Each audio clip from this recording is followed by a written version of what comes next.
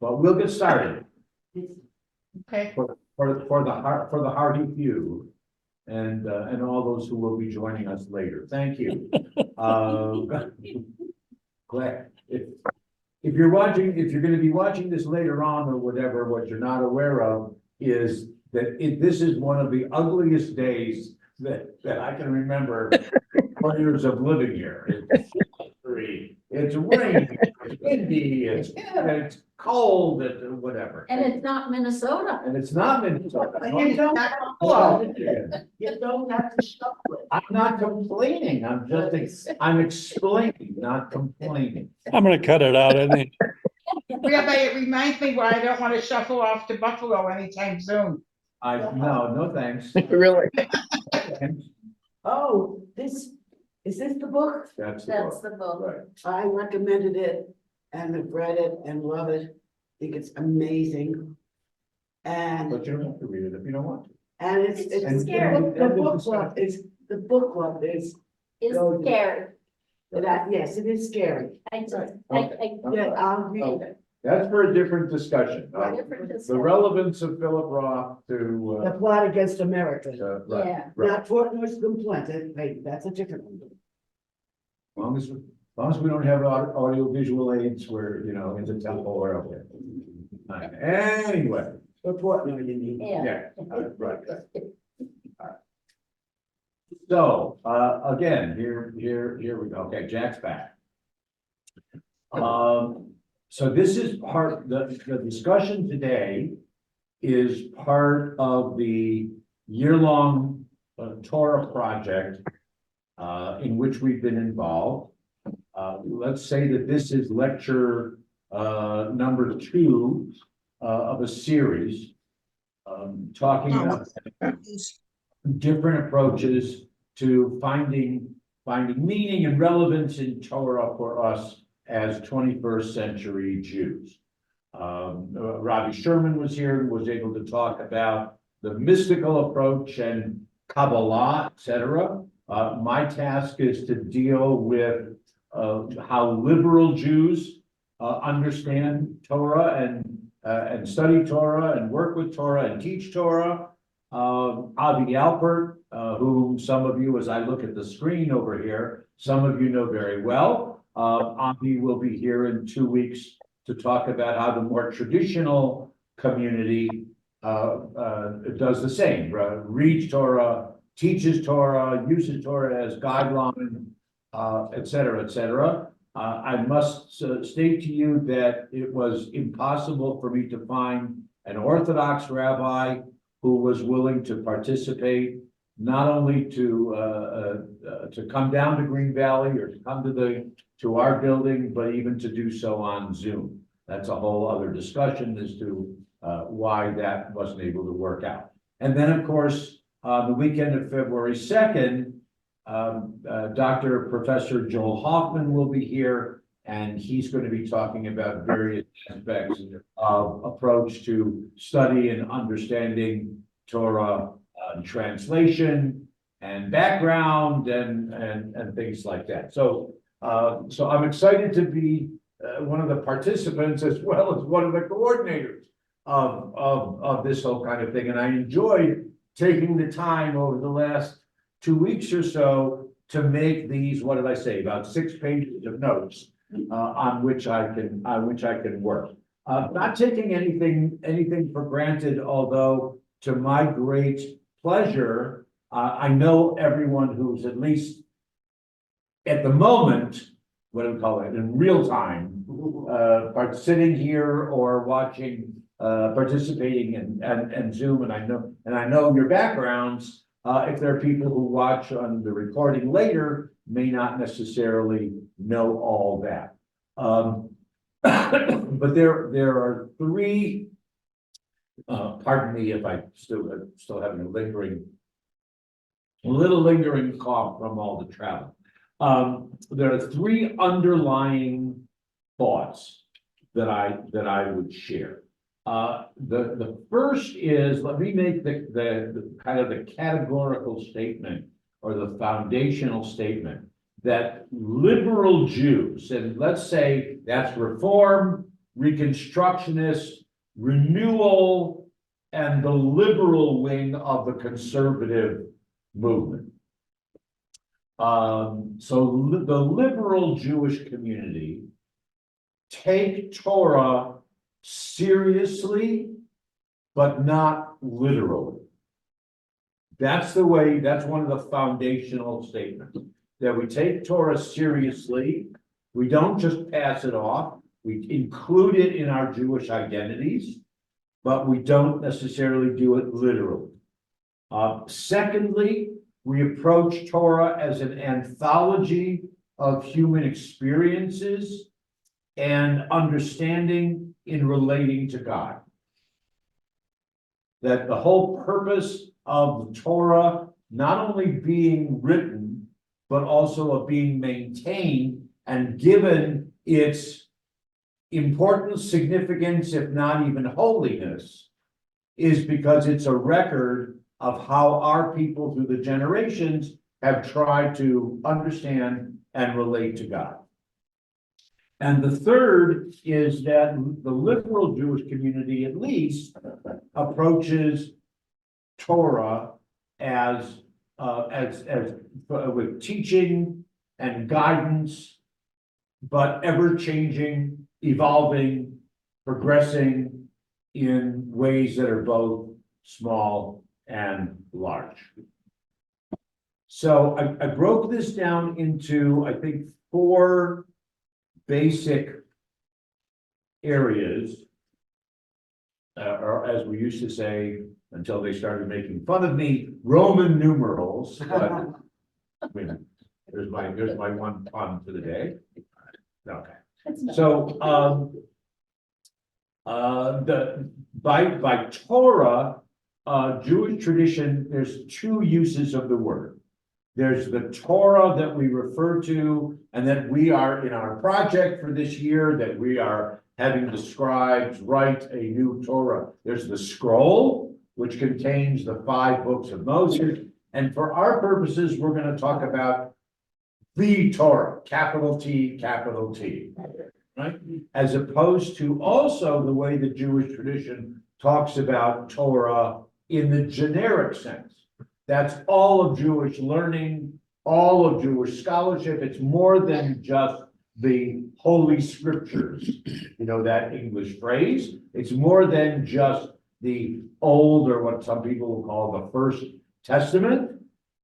It's more than just the collection of the Torah or the Bible and its commentaries. Bless you. But Torah in its general sense, without the definite article beforehand, without the Torah. The Torah is all of Jewish teaching and all of Jewish learning. Okay. We're focusing on, I would say 95%, we're focusing on the Torah, capital T, capital T. The 5 books of Moses. Some of you may be familiar with the Hebrew term, the Chumash, because Chamesh is 5 in Hebrew. So a collection of the 5 would be called the Chumash, as Hebrew, as Jeff certainly knows from our Hebrew class. You know, when you take the three consonants, but change the vowels around a little bit, you know whether it's a verb or a noun or whatever. Okay.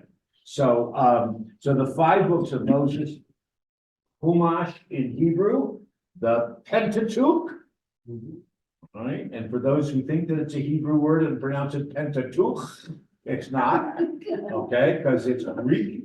The Pentateuch, is the from the word 5, like even though pentagon is not 5 there, but don't worry about that. All right.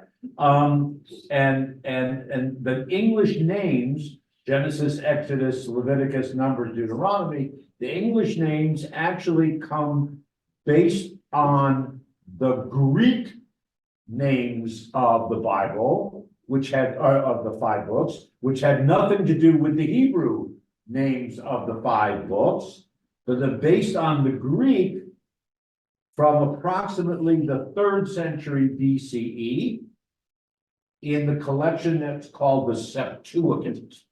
Anybody heard of the Septuagint? Yes. Okay, so the Septuagint was the translation from Hebrew into early Greek that, according to legend, was made by some people say 70, some people say 72 scholars that each went into his own, they're all his, into his own cave. Okay, and we're told to come out exactly 1 year later with a translation of the Hebrew into the Greek.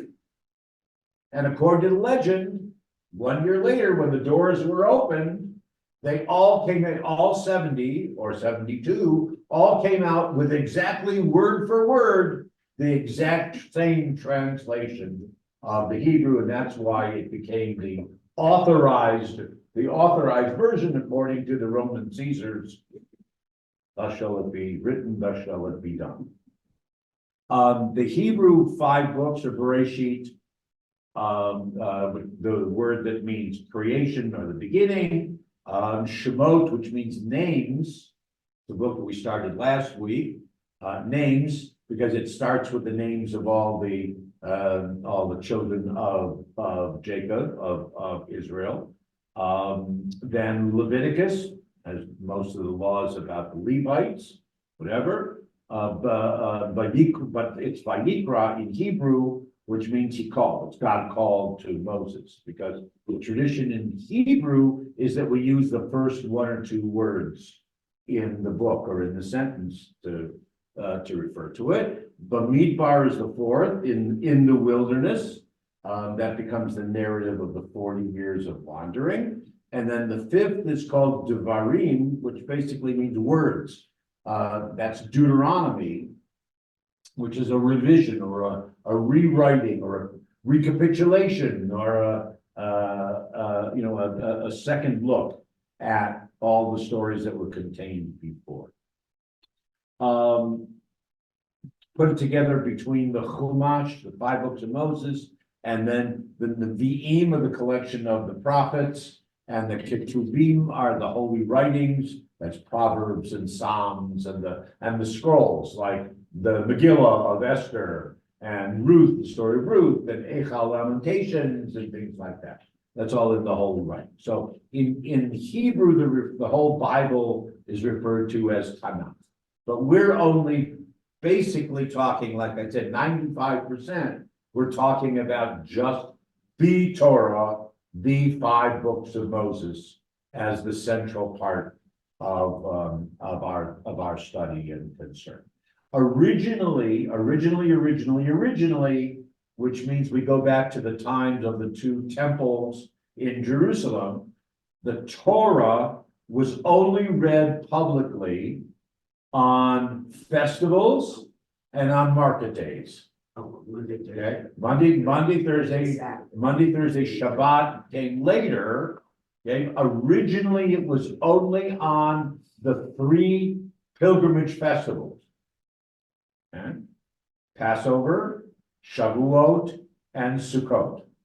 Only on those 3, because that's when everybody was supposed to make pilgrimage and come to Jerusalem and bring their sacrifices. And then here, it's like that's the rabbi prepares ideally what is supposed to be the most important sermons on the high holidays when everybody comes, kind of thing. So that was originally that's what it was, just on the festivals, on the pilgrimage festivals. Then it became on market days. Also, somebody said, hey, we've got a good attendance. The people are in town, we might as well go ahead and teach them. That doesn't mean that everyone understood the Hebrew. As a matter of fact, most of them probably did not hear the Hebrew. They were there for the celebration. They were there to be part of, joining together and hear the words. And as the words were read, most likely they weren't sung in the original version, but as they were read in Hebrew, someone was standing next to the reader called the Meturgaman, who's the translator. And that person would do what's it called, simultaneous translation, right? Without the headphones, but that person would call out the simultaneous translation so that people could understand. And that's why so many of the quotations from the Torah originally, as people knew them, were not in the Hebrew, but they were in the Greek or the Aramaic or whatever, because that's how they heard the vernacular, the translation. Just like today, most of our people, you call it that way, most Jewish people, if you ask them to quote something from Torah, they're going to do it in English. They're not going to do it in Hebrew, even though they may have heard it once or twice a year in Hebrew in synagogue, but they're going to remember it because it's the English and that's their native tongue and that's their vernacular. Okay. So Monday, Thursday, and Shabbat.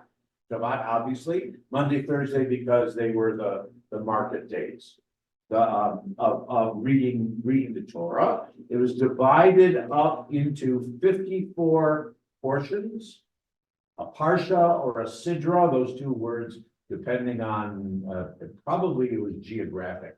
Why one community used the Hebrew word parashah, and which comes from the word that means to interpret or explain, and the other was sidra, which comes from like Seder on Passover, which means that the reading it in order. Some communities tried to have an annual cycle where they read every word every year, and others were on a 3-year or even a 7-year cycle that they broke it up. The same 54 portions. We only have the one word in English, but there were 2 words in Hebrew, the parsha or the sidra. 54, and as certainly that everybody who's sitting here knows, there are some years, whether it's a leap year or this and that, when some of the portions are combined. You have a double portion to make sure that we're always reading the right portion at the right time, so that the story, what we just observed a couple of weeks ago, the same portion, almost always, I can only remember maybe in the 50 years that I've been doing it, I can only remember maybe 3 times that you didn't read the story of Joseph interpreting Pharaoh's dreams during Hanukkah, for example. Okay, every once in a while there's something interferes with it. All right. Now, no one knows who actually wrote the Torah the way that we have it. That's the position of the liberal, whether Reform, Reconstructionist, renewal, the left wing of conservative. No one really knows. There are all kinds of theories, and listen, we're Jews, right? And we're rabbis. I was just at a convention, there were 140 rabbis, all retired, but 140 rabbis, and of the 140, there were probably 155 opinions of everything. Yeah, well, we had to keep it polite because some of the spouses were there. So, okay, all right. But, so no one really knows. And the best way to say that, why don't we know, is because, as we were joking in this retired rabbis convention, we're altarcockers, but we're not that old to have been there to know exactly who was writing it down, or who were the first ones who edited and created the anthology and made all the decisions of what goes in, what doesn't go in, of where we have some good ideas, but of exactly, where each sentence should end and where a new paragraph starts, and et cetera, et cetera, et cetera. Except for in the whole Tanakh, except for the collections of many, if not all, it's not definitely not all, but many of the prophets who have a name associated with the book, The Torah is for the most part, written in anonymity. Okay? So it doesn't say that Moses, this is the word according to Moses. It will, the tradition will say, this is the word as transmitted by Moses. And, as given by Moses, as accepted by Moses from God, but not necessarily that these are all the words that were written by Moses in that sense. But with the prophets, for example, like, just even though it says this is the book of Isaiah, most scholars will say that there are at least 3 authors. Most of the book of Isaiah is one person. Let's assume that his name was Isaiah. Okay, but there are at least two others that we can identify who, whether their names were Isaiah also, or whether they just liked Isaiah's style of writing and speaking and prophecy, and so they copied it. And when they spoke in the same way, and the words were collected that way. Or all the Psalms. So the scholar in residence at this convention, as I was at, Professor Andrea Weiss, that the Psalms, that's her specialty. And so she was, she's just a reminder that just because it says a Psalm of David doesn't mean that David was the one who wrote it. It could be a Psalm written in honor of King David. Okay, it could have been a psalm that was written in David in the Davidic style, or whatever. So, okay, that's not necessarily the issue with Torah. The traditional community, historically and to this day, and Rabbi Avi Alpert will talk more about this, I'm sure. While the traditional community believes that God, in ways that we don't understand, that God literally gave or dictated the Torah, capital T, to Moses. Okay, in ways that we don't understand, because we're human. God is not human. Moses is somewhere in between, not physically, but mentally and spiritually. Moses, according to the traditional wings, if you will, the traditional sphere of Jewish thinking and practice, Moses was given or reached a particular mental ability and spiritual ability that he could understand things about God that we do not. That's why God singled Moses out.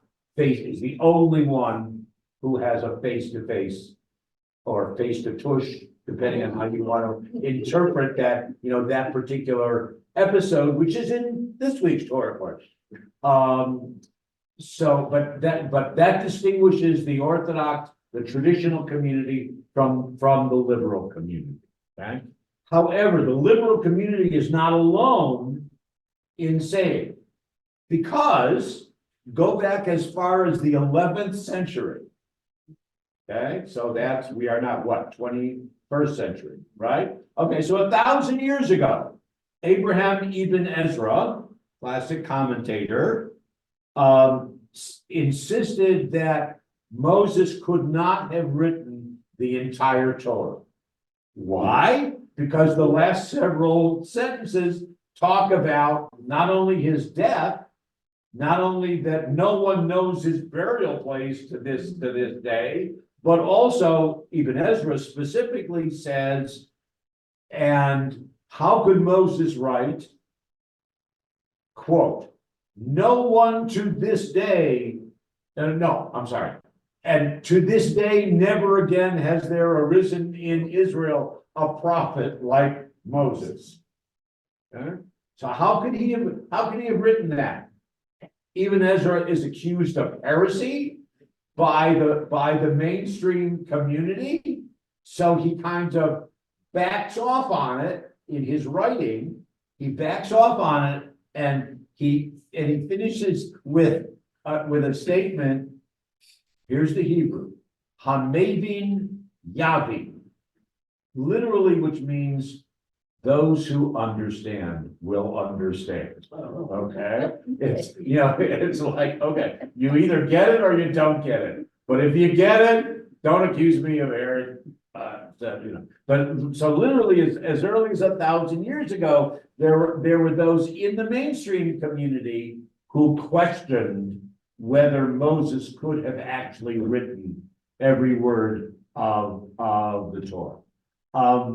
Most, however, in the mainstream religious and scholarly communities, now say, most, not the most fundamental of Orthodox, but even modern Orthodox are willing to accept the insight, I guess is the best word, the insights of some of the modern scholars, that about the history and the origins of Torah, and generally will say, and this concludes part number one. Hey, I did it the right amount of time. This concludes part number one. When I say that historically most of the community, rabbis, academics, and just, you may have heard me use this word, but Amcha. Amcha is the people. Remember, like Am Yisrael, okay. So just the people accept the fact that Torah as we have it today, is an anthology, is a number of different stories. Now, whether it's 4 sources, whether it's 400 sources, we don't know. But it is a compilation. It's an anthology that has been in the form in which we have it probably since around the 5th century. And most of what is included in the Torah, the way we have it and the way that our scribe is writing it, is from about 1,000 years earlier than that. Okay, so that's the tradition, the way that the liberal community understands it and cherishes it and treasures it. Nothing that I've said, is critical in a sense of criticizing or trying to demean Torah whatsoever. On the contrary, it's trying to give it a great deal of holiness and sanctity and worthwhileness, just that we understand that it's human and maybe God or divinely inspired, but it's human document. Okay, so unless somebody has a really significant pressing question, I would say let me continue on and get to questions later on. But if there's something that I say, either I haven't made it clear or that you want you want to discuss it a little bit more, don't hesitate. Okay, second piece.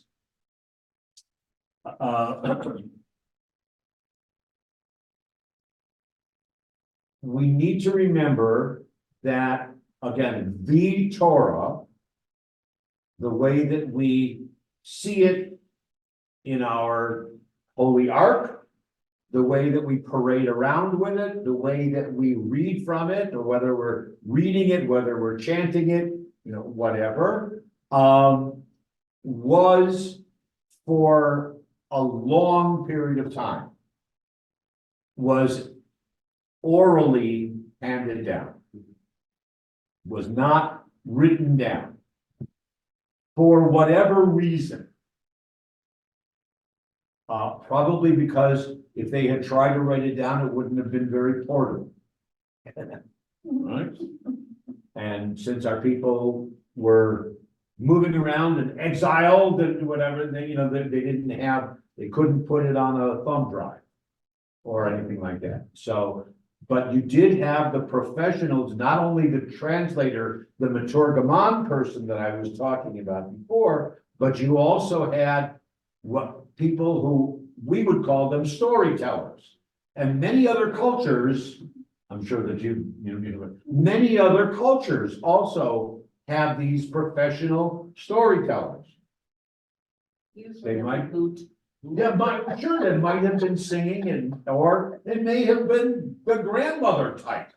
Okay, my grandmother told stories, okay, she heard it from her mother or Uncle Jaime or whatever it was, okay. So we get confused a little bit, because on the one hand of remembering that the Torah, capital T, as we have it, was originally handed down orally. Okay, but Jewish tradition talks of Torah, of the twofold Torah, an oral Torah and a written Torah. And it's the written Torah that we're referring to. Even though are my hands showing well enough on the Zoom? Okay, so even though the Torah as we know it was handed down for the first maybe 1,000 years orally, we still refer to that as the written Torah.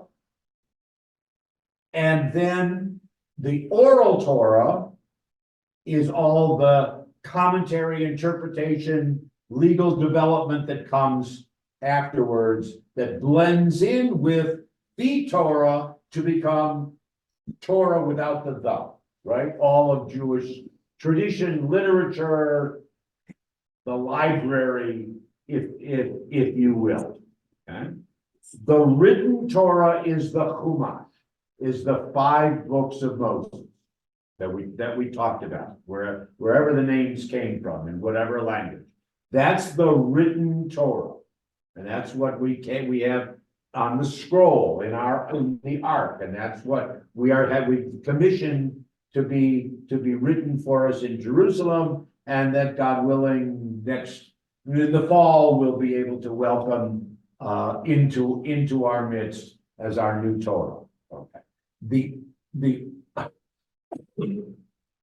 excuse me, oral Torah, liberal Jews, and I do have to qualify it, liberal Jews say that the oral Torah, that's the Talmud and the Midrash and all the codes and the response, and we've had some classes where we've talked about some of those kinds of things. The oral Torah is what teaches us how to live by the written Torah. So technically, you can't have one without the other. Matter of fact, Jewish tradition, the most strict Jewish tradition says you're not allowed to just read Torah in and of itself. Okay? They don't like to use the word reading Torah. You study Torah.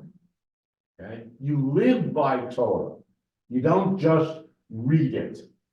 Okay? And in order to really read it, in order to really study it and live by it, you have to have what they call chevruta. You have to have a partner to be studying it with, to challenge you. Well, I see it means this way. No, I see it means something else.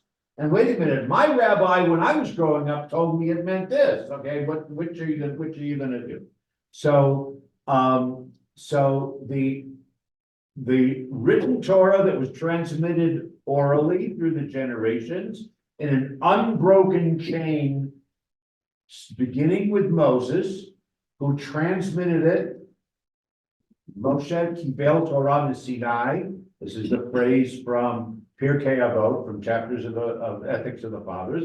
Moshe Kibel Torah Sinai. Moses receives Torah from on Sinai. Surah Hoshua transmitted it. Okay, transmitted it to Joshua. Joshua to the elders to the leaders of the Anshe Knesset Hagadolah of the Sanhedrin, and then the leaders of the yeshivas, the academies, and on through. And if we had the real genealogy available, I would be able to track who transmitted the Torah to Rabbi Roman, who was ordained by Rabbi Gotchok, who was ordained by Rabbi Beck, who was ordained, and go all the way back in that transmission of Torah, all the way back to Moses.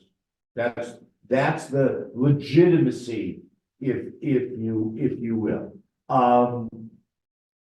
where in an unbroken chain, whereas where the traditional, the Orthodox and the traditional community would part company with that is not in questioning the authenticity, but whether or not that same transmission included all of the oral Torah as well. Because traditional Judaism historically believed that all of the oral Torah, and again, we don't have the conception of understanding how this could be, but all of the oral Torah, even in advance, thousands of years in advance, was also given to Moses and was passed from Moses to Joshua, and on down through. So that's why the Shulchan Aruch, or the doctrine as interpreted. I won't do this part, so it doesn't make a sound in the microphone. So or the doctrine as interpreted by Harav Kook, the first chief rabbi of the state of Israel, can literally hold as much weight as Rabbi Akiva or Rabbi Judah the Prince, who edited the Mishnah, whatever it might be, because all of it was transmitted by Moses to Joshua in that same unbroken tradition. Whereas the liberal community says, no, what was transmitted was the Torah and the authority to interpret the Torah. Okay, that's that difference there. I said, if we don't read the Bible or the Torah, we study it, preferably in partnership. There is a quote, actually, I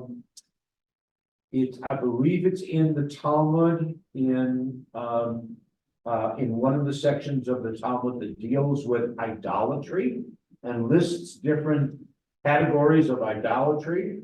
And there's one rabbi, doesn't necessarily say whether he's in the majority or the minority, whether he was a well-known rabbi or just somebody who happened to be attending the discussion that day, who suggested that reading the Torah or studying Torah without a commentary next to you, okay, is a form of idolatry, of making the Torah in and of itself something that is, so holy that you're worshiping it without being ready to question it or trying to understand it from a relevant and immediate point of view. Okay. That same Rabbi Akiva that I was mentioning before maintains and suggests that there are 70, he calls them 70 faces. We would probably say in the modern idiom, we would say 70 facets to every word, literally, of Torah. And it's an arbitrary number. I mean, I'm not a jeweler, nor have I ever purchased a stone for Lynn or for our daughter, large enough to make this seem logical. but Akiva talks of there are as many facets to Torah, to the Torah, or every word of the Torah as there are the different faces of a beautiful gem. If you look at it this way, one shines this way. If you look at it this way, that's a different color. I don't know what I'm talking about. I'm kind of paraphrasing Akiva. So those of you who do know jewelry, okay, Linda's. As you say, you No, never I'm getting a nod. Okay. you never bought Lynn a nice diamond? Yes, but I never tried to look. I never tried to look for 70. Right. Okay. 70 facets, yeah, have a pretty Right. big job. Right. Well, that's why. I have a friend I appreciated at his son's wedding. So I have a friend who's the jeweler who. I need something, Neil. Yeah. Okay. Anyway, but the 70 is probably an arbitrary number just because, like 40 is a number that we hear a lot, and 7 is a number that we hear a lot.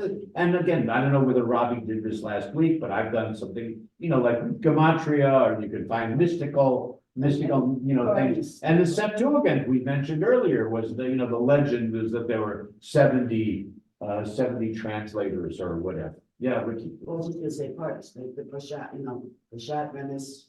Yeah, well, that's next. There's 4 levels, not 70. Well, those are the famous ones. There are many more, but those are the 4 that you and I and most people on our level of insight and education would know of. That's the 4 that we'll talk about. Yeah. But, but Akiva said 70, so, okay. That, and here's the quote, that each of those 70 reveals a truth that is an aspect of God's message.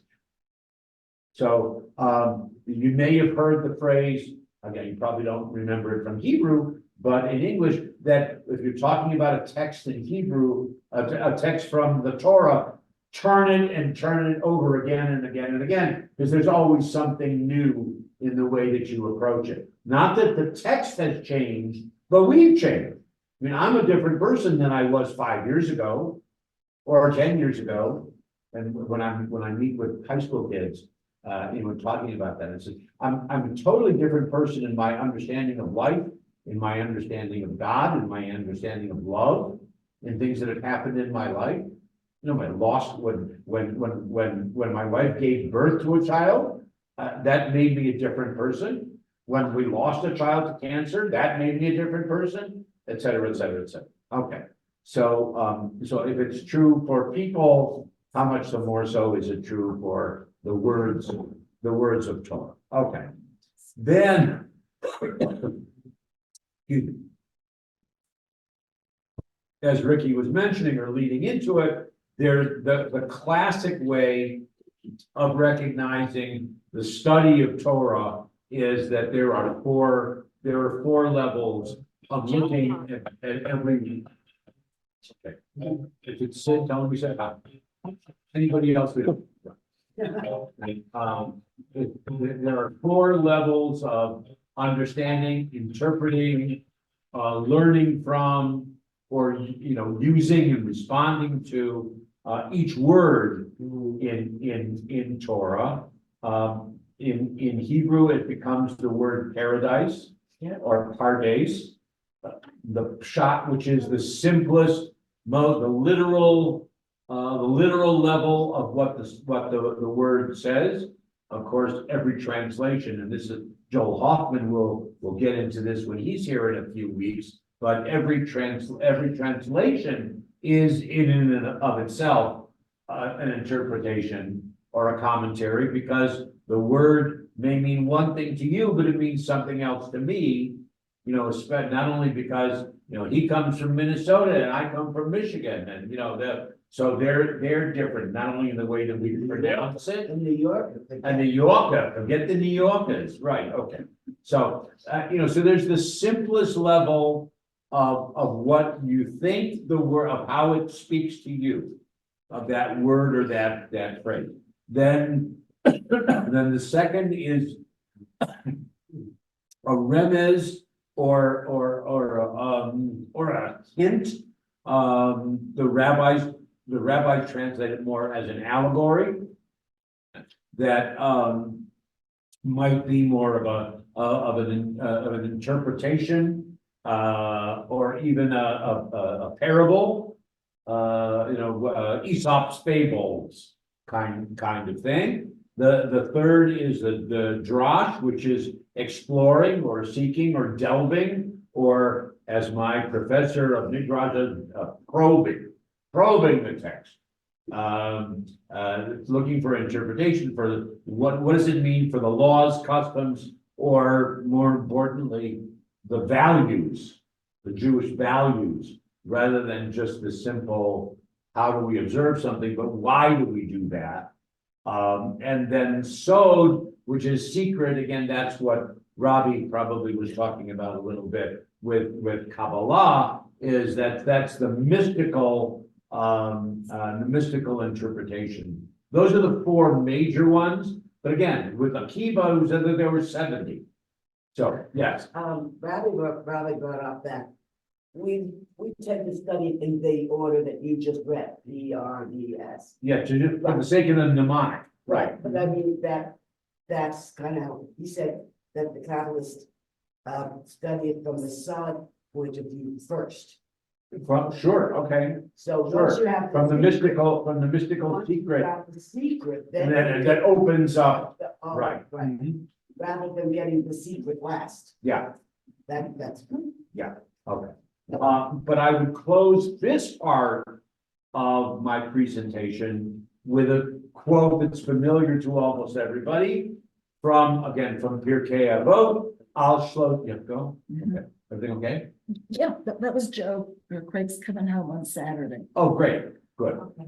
so, but I have to relieve Sid because my contractor is coming. Aha. And my Get contractor, things dry. and my contractor is more important than anything, even Sid. I'll tell Akiva. Okay, all right. You got that on the recording, man. you know. That's okay. It can be recorded. So Still the true. quote that everybody is familiar with, I believe, Al Shlosha Devarim Ha'olam Omed. The world stands on three things: Al HaTorah, Ve'al HaAvodah, Ve'al Gemilut Chasadim, on the Torah, on worship, and on deeds of loving kindness or good deeds to benefit humanity. But what comes first? Right? It's not three equal things, tradition says. There's still a priority. Al HaTorah. The Torah comes first, and that leads then to Avodah and Gemilut Chasadim, or as the Mishnah says it from a different rabbi, that you might remember. Well, we have our 10 commandments, right? Everybody knows the 10 commandments, okay? But there's another list in the Mishnah. I call it the top 10. The Mishnah's top 10, right? That these are the things that everyone should do without any expectation of reward or of compensation or acknowledgement in this world, and the benefit or the recognition comes in the world to come. That comes after we've died. And that's either in our reputation, in our memories of those who we leave behind, whatever. Someone who opens their house to the poor, and someone who visits the sick, and someone who consoles the bereaved, and those kinds of things. And what's the bottom line? Talmud Torah Keneged Kulam. Study of the Torah leads to them all. Okay, Talmud Torah. Because it leads to them. It's more important than all because it leads to them all. That's how we reap rewards in this life and in eternal life. Okay. Section 3. The Torah, capital T, as we have it. In other words, whether it's the scroll and the one that we're commissioning, whether it's the scroll as we have them in our ark, or the one that or whether we have it in a printed book. Right, but the Torah text as we have it. Where does it come from? How do we get it? And how do we use it? How do we learn from it? Most of the official, I guess that's the right word, or formal approach of, again, what I'm talking about, the liberal community, reform, liberal, conservative, reconstructionist, renewal, whatever. Most of that, the approach comes out of the early to mid 19th century, times of emancipation, times of enlightenment. Reform develops as a movement, and the institutions that come out of that, and then conservative Judaism develops as a response to Reform Judaism. Reform starts in the 1840s, basically in Germany. Conservative starts around the turn of the century as a response to reform in Europe, Western Europe, as well as in North America.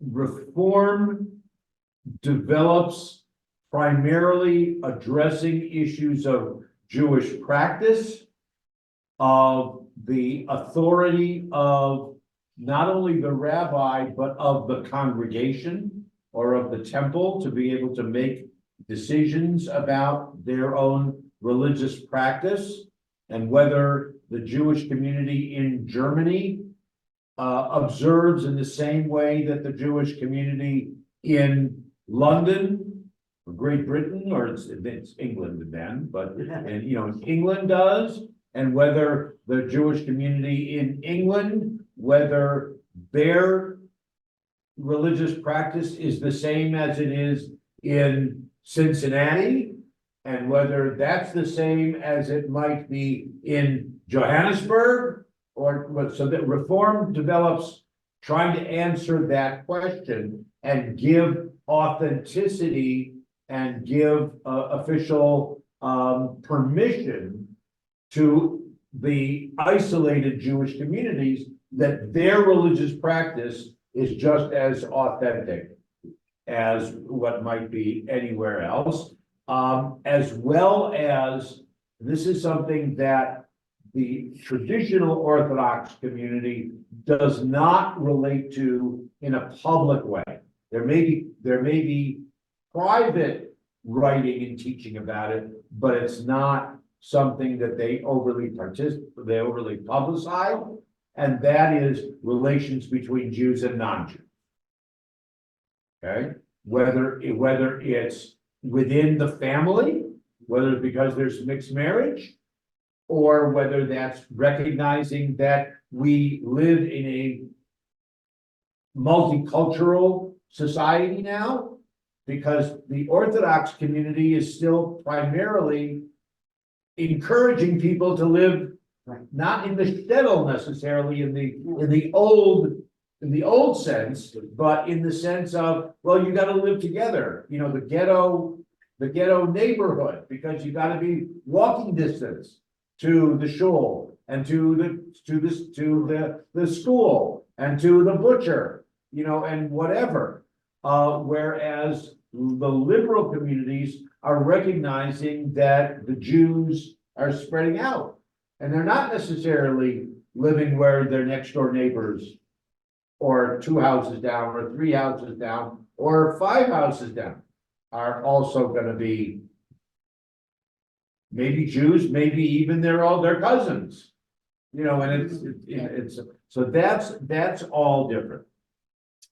The scholarly approach to Torah that comes out of the 19th century, known as scientific criticism, and again, criticism not meaning being negatively critical of, okay, but criticism in the sense of openly trying to understand, Scott, and understand being, not a critic of, but you get what I'm saying. It's a problem in the English.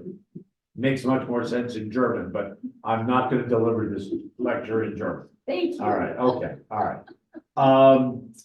And so they started with the recognition openly of how do we understand the fact that in the Torah, the way that we have it, and we've had it that way for, well more than 1,000, if not 1,500 years, the texts that we have, how do we explain, justify, understand the fact that different names for God, people's names change, places' names change. There are different accounts of the same event, even in the same Torah portion, even in the same chapter, or from when it's written, when Moses talks about it 40 years later. Remember when we did this? Well, actually, no, I don't remember that we did it that way, because I remember it differently than the way you're talking about it. Moses, is it because you're old and dying? Or is it because, so whatever, all right? How do you explain the fact that in this chapter, the numbers of such and such, whether it's a census, or whether it's how long it took to get to one place as opposed to another, those change. And then, of course, certain differences in style, style of writing, literary style that might reflect, like I said, coming from different geographical places or different times. The Orthodox are going to say, no, the problem is not the text, the problem is us. The problem is we don't understand it. The problem is, by definition, that which is written from God's hand is not human hand. Therefore, it's not a mistake, it's our inability to totally comprehend what is meant. It's another level of the 70 levels. But here's the clear example that I use, not to defend, but to explain what I'm talking about. So go to the story, it's Genesis 22. Go to the story of what people refer to as the sacrifice of Isaac. Right? Now, we've also approached this many times from the standpoint of Midrash, like how come Sarah doesn't try to stop Abraham from killing Isaac and things like that? Or did God really want Abraham to sacrifice his son? Or did Abraham misunderstand? It's in the middle of the night, you woke him up, what you want me to do, what? So that kind of, there's that, but that's Midrash. I'm not talking about Midrash. Now we're just talking about literary style. And the perfect example, we could do this with a number of different ones, but the perfect example is, and the way chapter 22 starts, pardon me.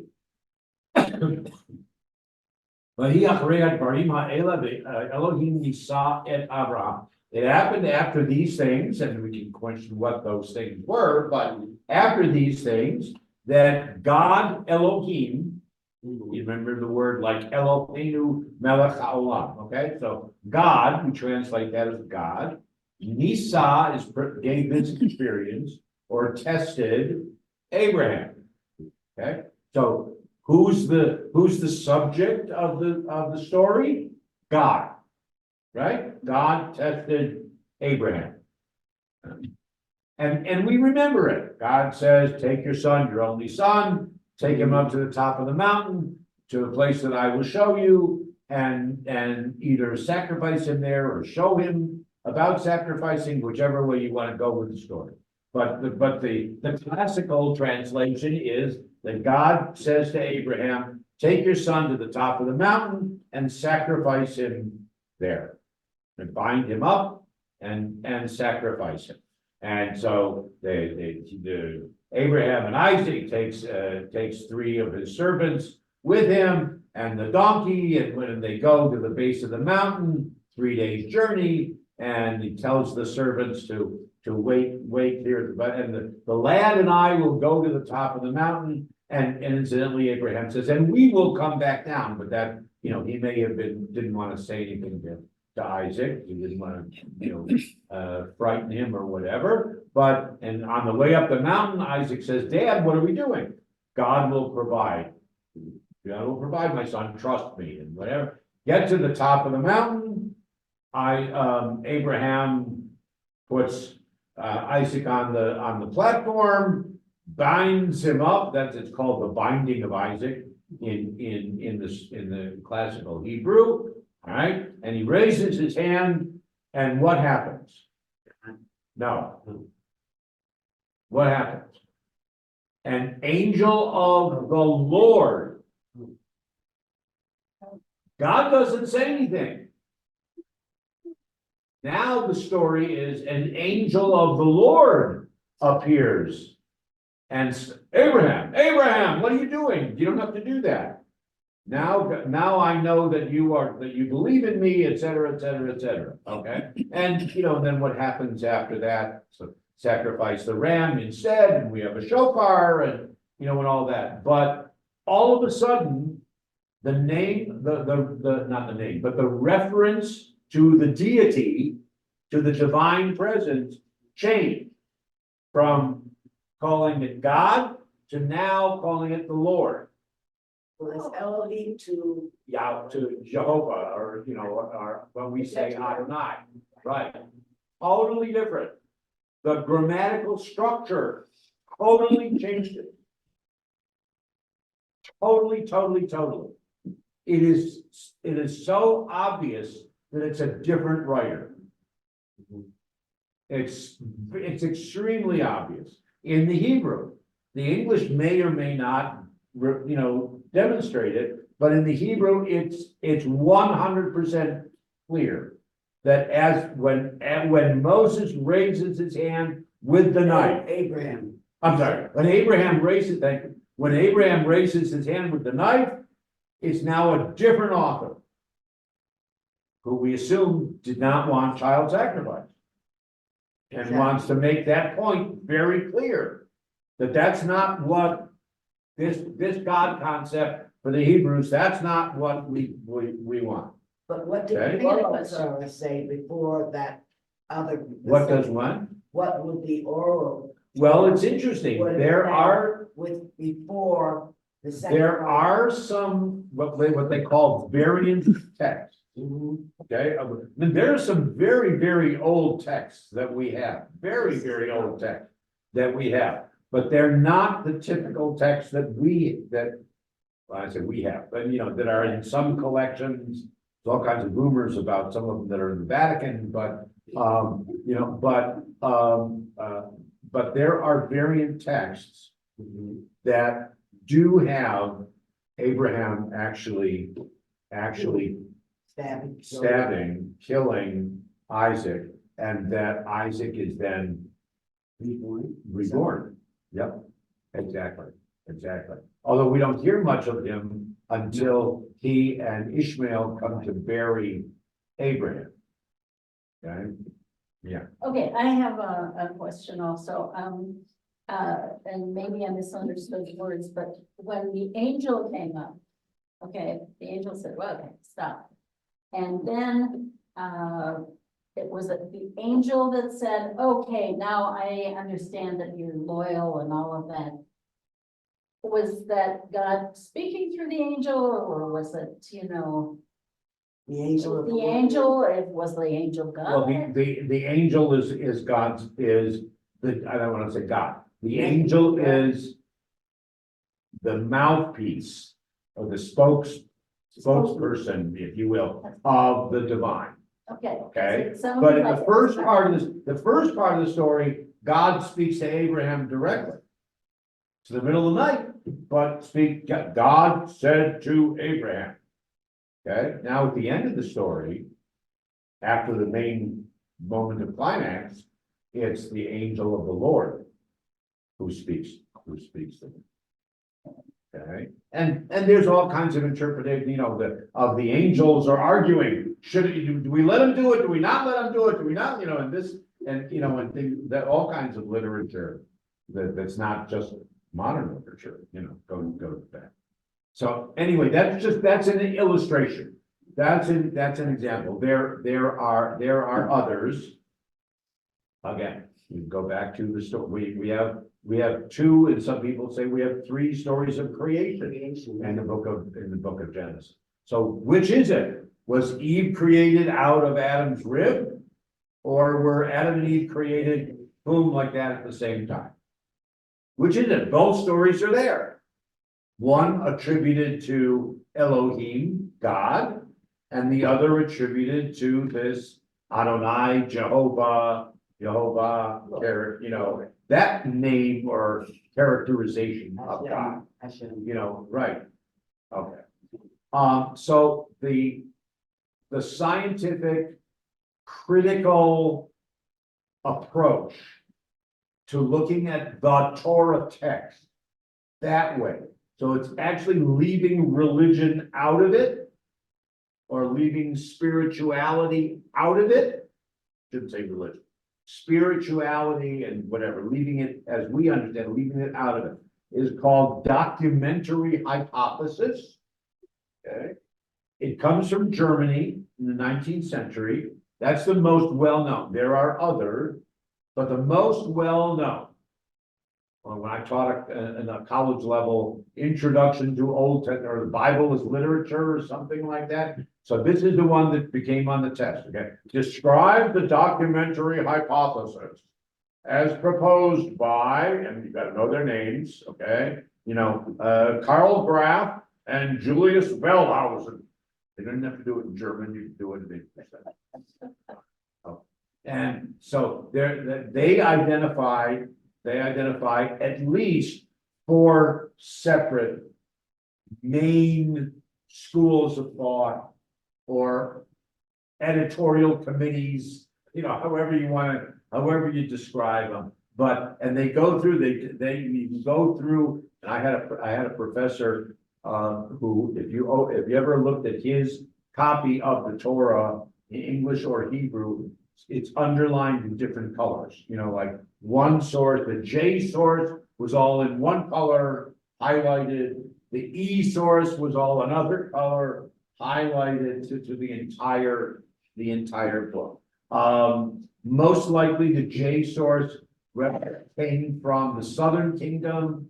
The E source came from the Northern Kingdom, which means that they had different influences and political ramifications and the different prophets of who they were talking to and how they understood the messages, et cetera, et cetera, et cetera. The P source stands for the priests. We've talked about in the Torah study on Saturday mornings about the Levites and the priests of all together, and then the Deuteronomy source, that's the D.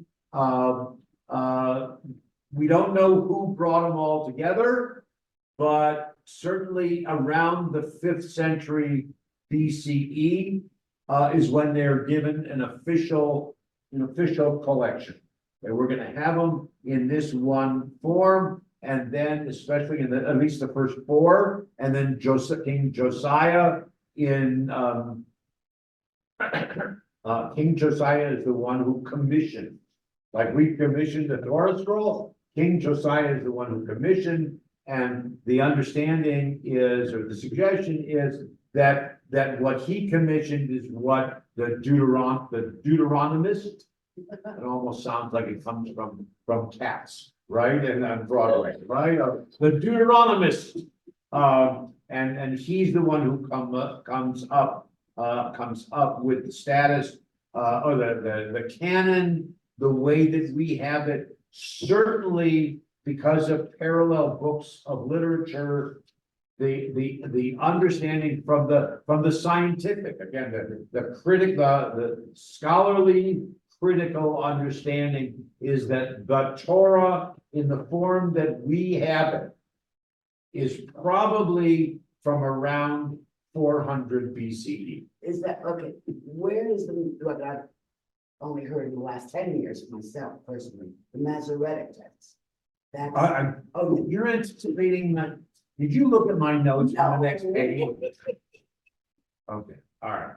Yeah. So, again, the text that we have, there are others, but then we only have partials, and they call them like a variant text, which certainly could have been scribal errors. You know, I mean, they didn't have the laser scanners to make sure that you did, you know, da, da, da, da. And again, if you've been studying Hebrew, you know that sometimes if you make the line a little too long, it becomes a B instead of a Y, you know, and whatever. So anyway, so the collections started probably around 950 BCE, and by 400 BCE, we have it, the text, the Torah, the way that our Torah will be written. And again, just for the timeline, Moses predates the first attempts at collecting this. Moses predates it by about 400 years. So Moses is usually seen as in around 1300, 1350 BCE.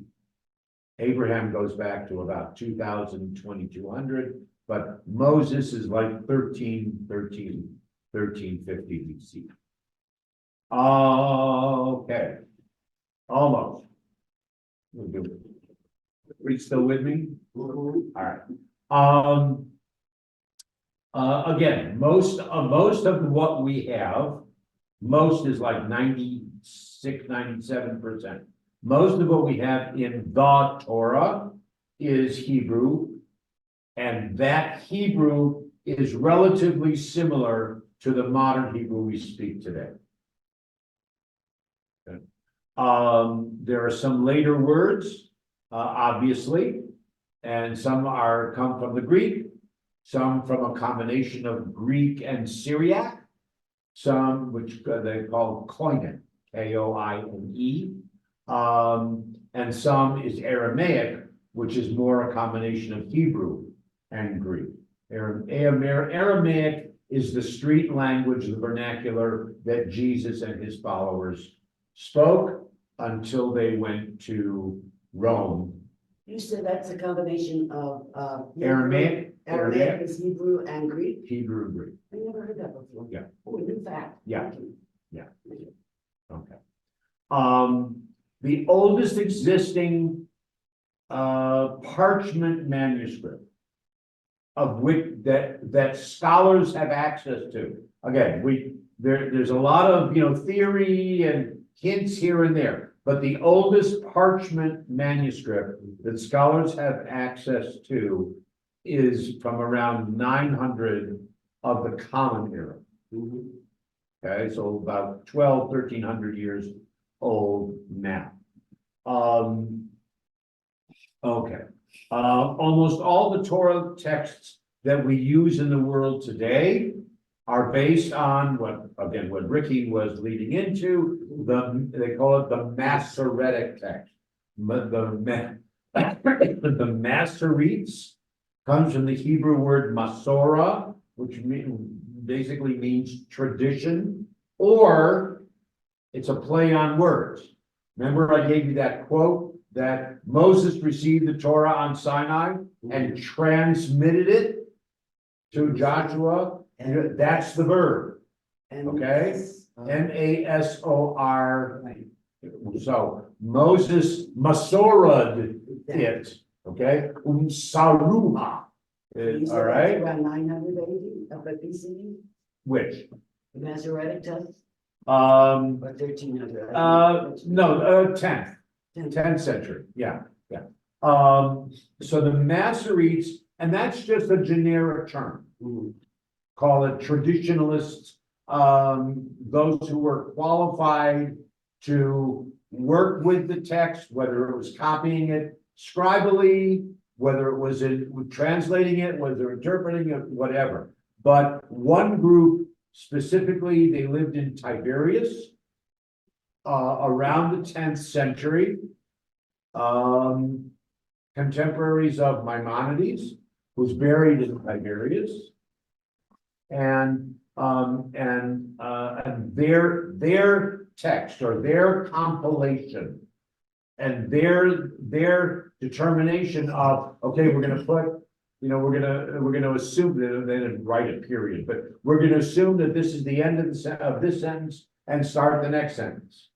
Okay, and putting in the trope marks of, where your voice goes up and where your voice goes down to show that it's the end of a sentence or the end of a paragraph, or whether there's a question mark or whether there's an exclamation mark.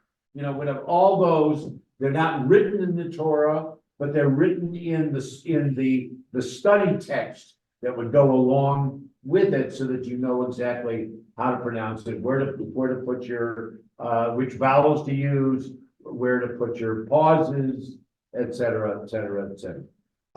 Is that why, sometimes when people are up there reading the Torah, there's Yes, somebody, exactly. Yeah, with right. It's just making sure everything's a cheat sheet. correct. It's a cheat sheet. Cheat person, cheat sheet. Well, the book. The book is a Cheat cheat sheet, sheet. right, yeah, okay. So what we usually see, I have it on here, what we usually see, hear, read, or quote is the Torah according to the Masoretic text. Which means that even though we're aware of older texts, but the way we have it is about 1,200 years old.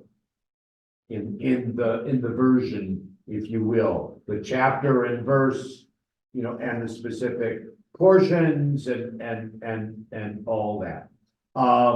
The translation goes then, the Masoretic translation goes from Hebrew to Greek, from Greek, from Hebrew to Greek, from Greek to Latin.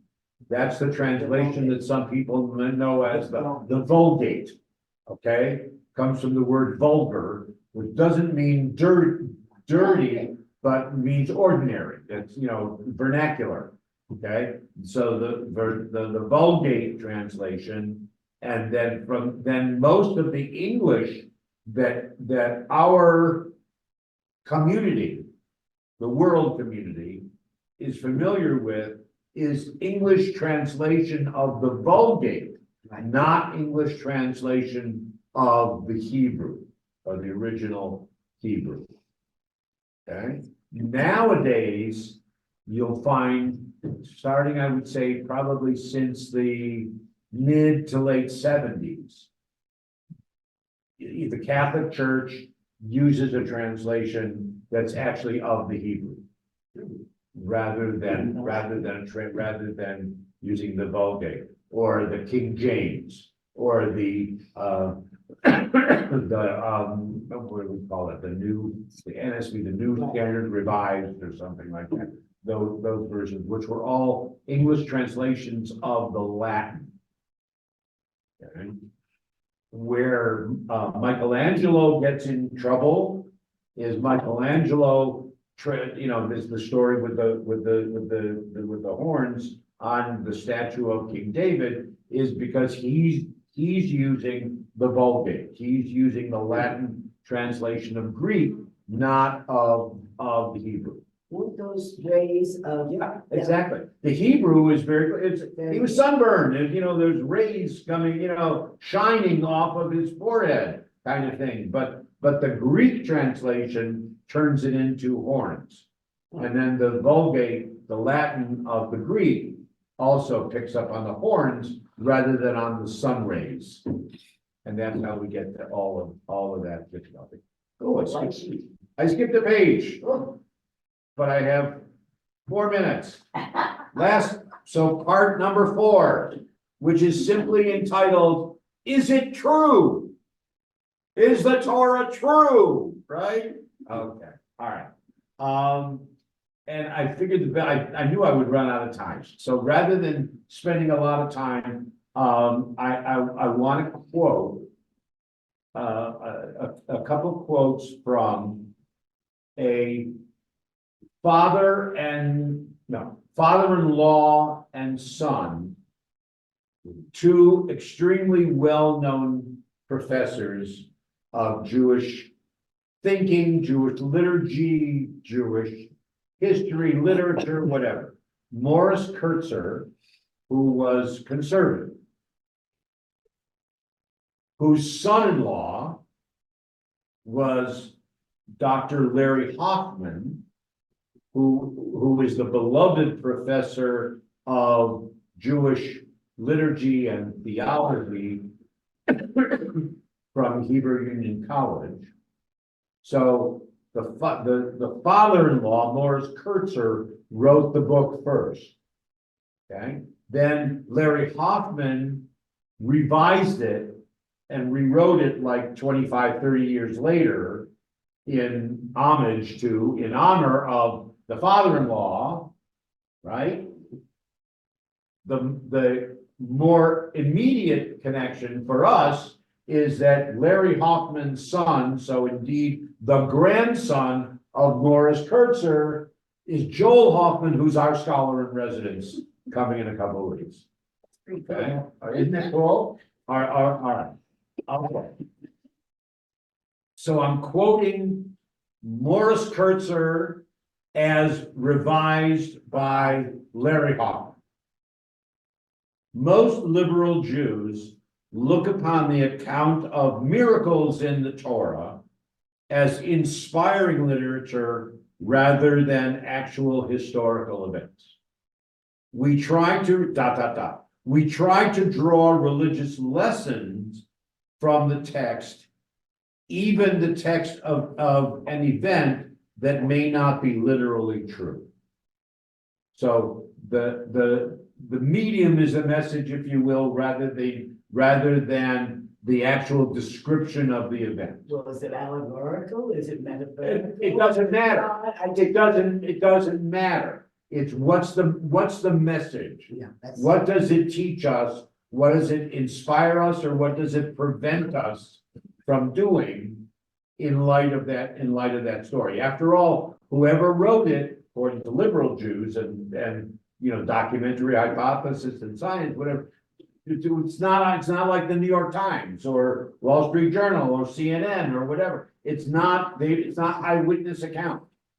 It's an account that was handed down for centuries, orally, verbally, storytellers. Okay. But it obviously had worth, was such an amazing event in one way or another, however they understood it, to still pass it down. So obviously, what's the kernel? What's the message? What's the lesson?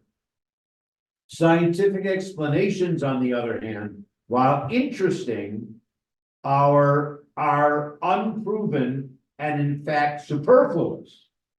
The eternal truths of the Torah, clothed frequently in phrases of storytelling or poetic imagination, do not depend in the slightest on archaeological or indeed any confirmation. Okay, the Torah exists for itself and for what it teaches us and what we can learn from it. Whether we believe literally every word or whether we just continue with our own interpretation and guidance. Can I use a very well-known story that I think fits this perfectly? And that's the Red Sea Party. Yep, Because. the Jello, you mean? Huh? The Jello. The Jello, whatever. Yes, well, seems to be the middle. That's how Cecil B. DeMille Yeah. did it. Jello. Yeah. A lot of jello. Yeah, it was a lot of Jello. Okay. But I remember for a while, I was hearing that they were trying to describe that the wind came from the Yeah, west or the right. east or the whatever, to try to justify the story to be literal. Uh-huh. But yet, what you just said, I see the story as that. A way will be open to pass through, even if, but you hesitated, remember the guy, they hesitated at first. absolutely, and then Nachshon had to put his, Right, put in, exactly. put it in first. But, you know, you look at the text, does the text say that they walked on dry land or as if it were dry land? So, You know, they could still walk, their feet might have gotten wet, they might have gotten muddy. You know, but they got through, yeah, but the path opened, right, and then the Egyptians behind us is all the stuff, you know, that we had to leave behind in order to go through to whatever is next on our path. exactly. So. And they don't stop there. Right. They don't stop there because then They the stop next, to sing a song. they sing the song and what happens, not in the Torah text. Yeah, Miriam leads the people in singing the song, but in the interpretation, in the midrash, and, you know, in the way that we use the Torah story, we, meaning the Jewish people, is God stopped that celebration and says, wait a minute, my children, the Egyptians, are suffering. Okay, hold, you know, calm down your, look, it's gonna be a Torah portion that we're gonna be talking about along with the Gaza war, okay? You know, there are other children who are suffering. Okay, yes, you're free, yes, that's much to celebrate. But. What did you leave, but the collateral damage behind it. Exactly. We didn't win, I spent an hour and a half and nobody had, well, no, I won't say no questions, but there were a couple of questions. Yeah. And any last, I'm looking at the screen over here, but anything that I didn't make clear? Because I think we'll probably see each other again in the next couple of weeks anyway. Then I wish you well.